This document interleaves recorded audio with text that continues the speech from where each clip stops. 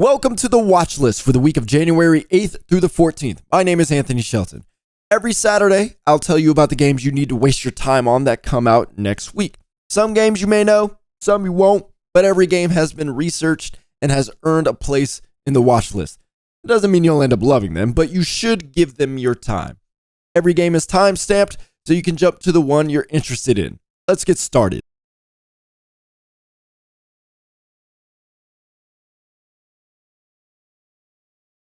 The first game to kick off 2023 is a kart racer called KartRider Drift. It's developed by Nexon Korea Corporation and published by Nexon America Incorporated.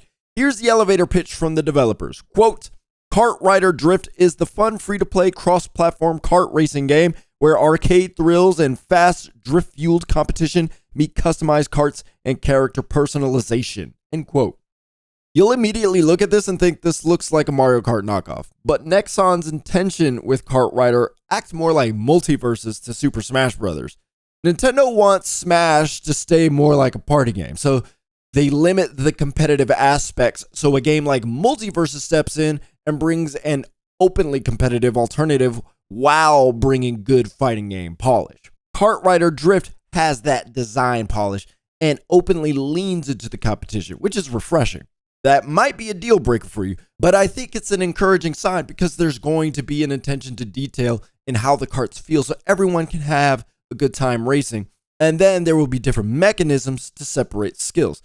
So either all karts will be the same, or if they are different, they're going to be balanced. And if they're not balanced, they're going to work on balancing them.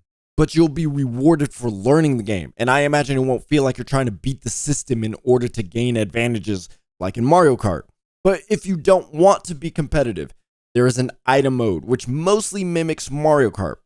I don't expect that to be anywhere near as good as Mario Kart. No game has been able to replicate that experience as well, except maybe Diddy Kong Racing. And I personally don't think that's the case. At this point, Mario Kart does Diddy Kong Racing way better than Diddy Kong Racing.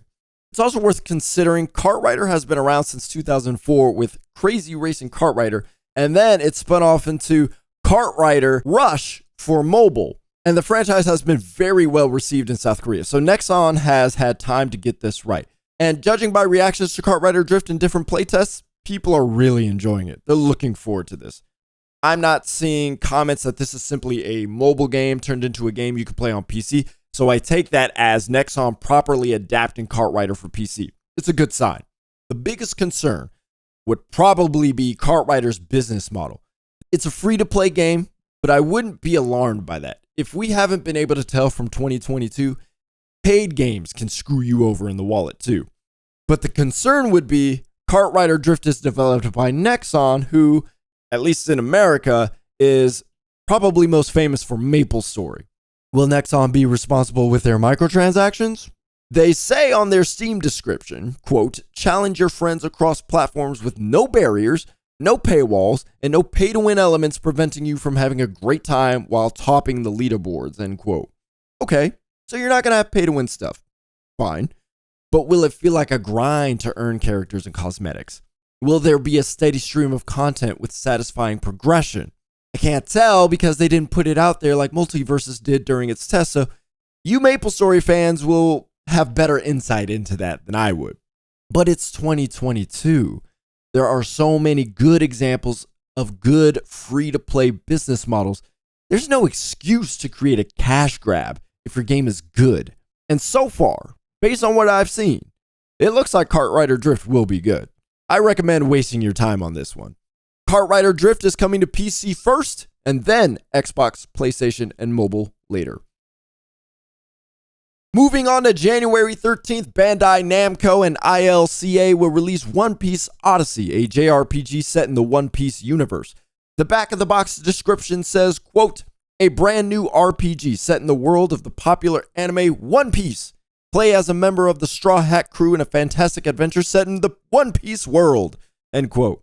Okay, so clearly it's meant to entice One Piece fans because that is one of the laziest descriptions I've seen. I've never had any interest in One Piece as an anime. I've never been interested in the games, but One Piece Odyssey looks like the game that will finally get me into One Piece. If there's something you will learn about me, if I'm not into a movie or TV franchise, A good video game will likely get me into it, and One Piece Odyssey looks like it'll be that thing. Historically, One Piece games have been action games, but turning Odyssey into a JRPG is a smart move. JRPGs are designed for in-depth storytelling. You expect JRPGs to develop the characters. Odyssey is clearly focused on that. Plus, ILCA isn't settling for standard turn-based combat that we've seen for decades. They're putting their own twist on it by creating what they call scramble area battles, which is basically placing characters in different zones, and you have to strategically attack enemies or defend against other enemies in order to survive. They also added what they call dramatic scenes, where you're in the middle of a cutscene but transition to a battle, but the battle is a continuation of that cutscene with a very specific scenario you have to fight through.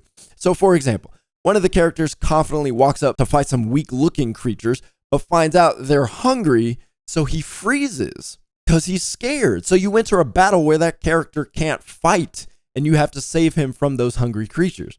It sounds pretty interesting. Now, I'm not sure how interesting each one will be or if all the parameters will be worth it, but they're not just copying and pasting JRPG combat tropes. So overall, the fact that ILCA is not just taking a well-known franchise and throwing something together and calling it a JRPG is a great sign for fans and for those who may not have played any One Piece. But I will say, this game gives me a lot of Tales of franchise vibes. You can look at the environments, very similar. Some of the item names, very similar. And the art style is very reminiscent of Tales of Arise, probably because it uses Unreal Engine. To me, it seems like Bandai Namco decided to set the framework for ILCA around the Tales of franchise, which is good because ILCA hasn't developed their own game yet. They've worked on a lot of big titles like Nier Automata, Dragon Quest, Final Fantasy, and Ace Combat, but they're a cinematic studio, so most of their work has been in shot selection, cutscene creation, and things like that. It wasn't until Pokemon Brilliant Diamond and Shining Pearl that they got into bigger development of games and actually developed them. And in the case of Brilliant Diamond and Shining Pearl, all they had to do was upgrade it. Not saying that was easy, but that wasn't starting from scratch. Odyssey looks like beyond just following the recipe book. They have to get a little creative themselves.